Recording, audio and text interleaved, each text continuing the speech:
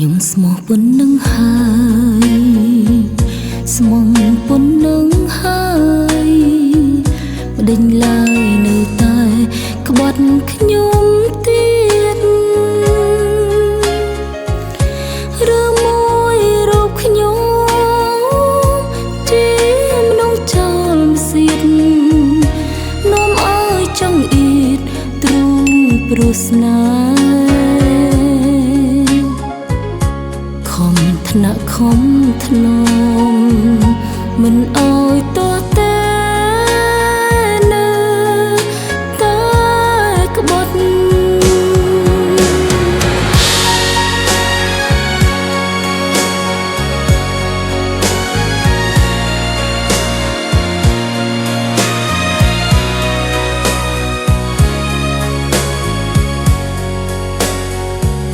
ខ្ញុំសោកប៉ុណ្ណឹងហើយស្មោះប៉ុណ្ណឹងហើយមិនដេញឡើយនៅតែផ្លិចសម្បត្តិបងបានសច្ចាស្នេហាបរិសុទ្ធថាស្នេហ៍មិនក្បត់ស្នេហ៍ភក្តីរូបខ្ញុំនេះមានកំហុសអ្វីតើ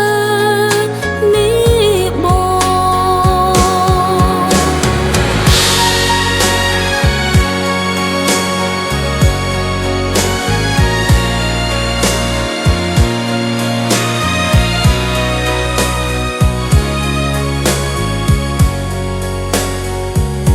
នឹកឡើងហួសចិត្ត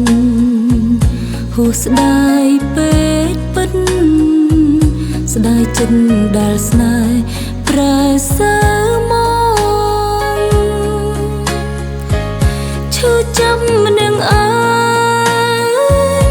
ចំបែងសើមកសើចផងយំផងទ្រូងស្នេហាជាតិនាងខំ